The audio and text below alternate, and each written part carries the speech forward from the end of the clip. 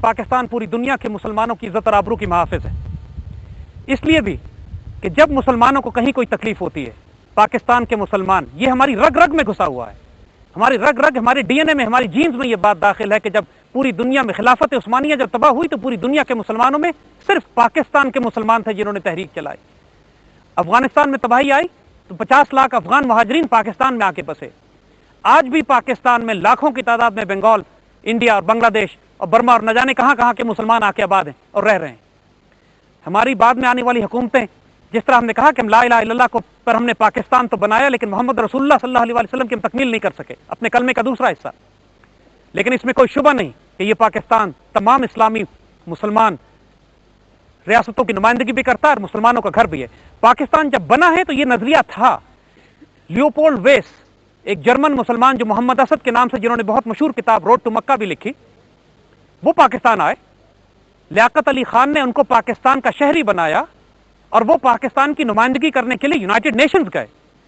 جب پاکستان بنا تو ہمارے فاؤنڈنگ فادرز میں ایسی کوئی ریسٹرکشن نہیں تھی کہ پوری دنیا سے آنے والے مسلمانوں کو قبول نہیں کیا جائے گا، وہ قبول کرتے تھے اور کر رہے تھے۔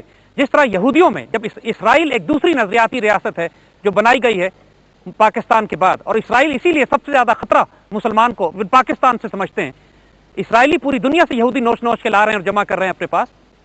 پاکستان کے مسلمانوں میں کوئی دقت نہیں ہونی چاہیے۔ جب ہم انشاءاللہ اپنے لا الہ کلمے کی تکمیل کر سکیں گے، محمد رسول اللہ کی تکمیل کریں گے اپنے کلمے کے دوسرے حصے کو، تو ہم پوری دنیا کے مسلمانوں کو انوائٹ کریں گے انشاءاللہ کہ تم جہاں تکلیف میں آؤ ہمارے پاس، یہ پاکستان تمہاری پناہ گاہ ہے۔ یہ پاکستان صرف بر صغیر کے مسلمانوں کے لیے نہیں ہے، امت مسلمہ کے لیے۔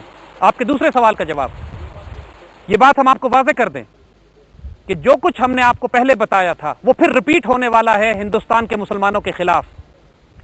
گجرات کو بھولیے گا نہیں، وہ دن دور نہیں ہے، اللہ کی پناہ مانگتے ہیں اس وقت سے کہ جب یہ گجرات پورے ہندوستان میں دہرائے جائیں۔ گجرات کے قتل و غارت 21ویں صدی کا سب سے پہلا جینوسائیڈ تھا کہ جب 10,000 مسلمانوں کو زندہ جلا کے آبرو ریزی کے بعد انہوں نے تباہ برباد کر دیا۔ یہ اسی گجرات میں، اسی بی جے پی میں، اسی مودی نے، جو درندہ جانور، جس کے بعد پورا انڈیا، سیکولر انڈیا، اس کو آج پھر وزیر اعلیٰ بنائے بیٹھا اور عزت اور رسپیکٹ دے رہا ہے۔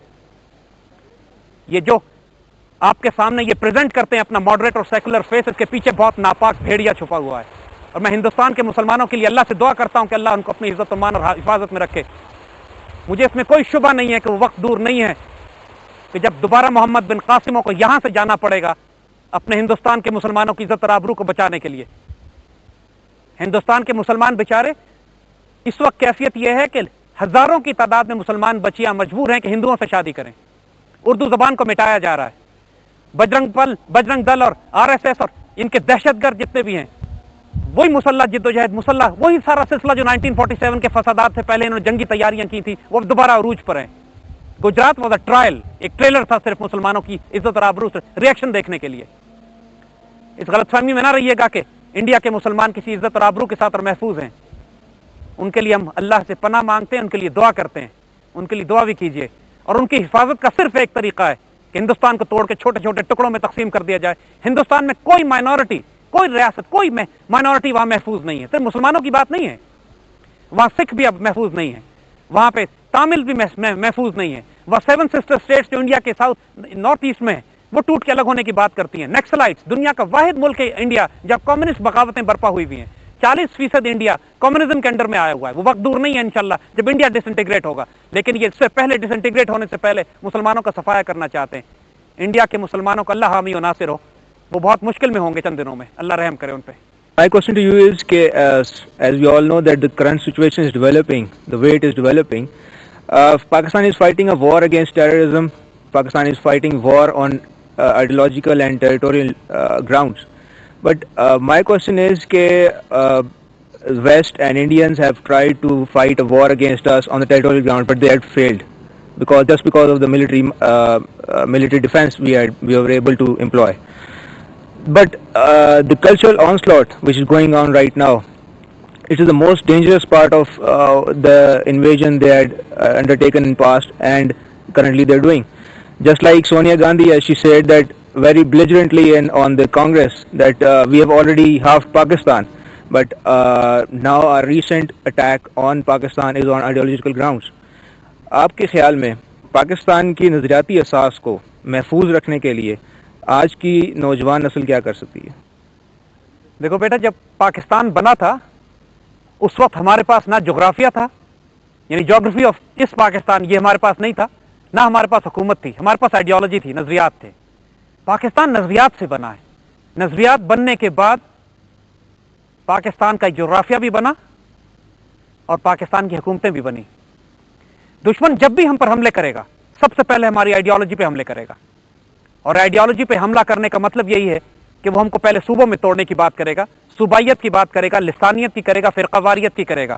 اور جو بات ہم نے اپنی پہلے کہی تھی کہ ہماری سیاسی جماعتیں اور ہماری مذہبی جماعتیں تمام کی تمام اپنے دشمنوں کی اس چال میں پھنس چکی ہیں.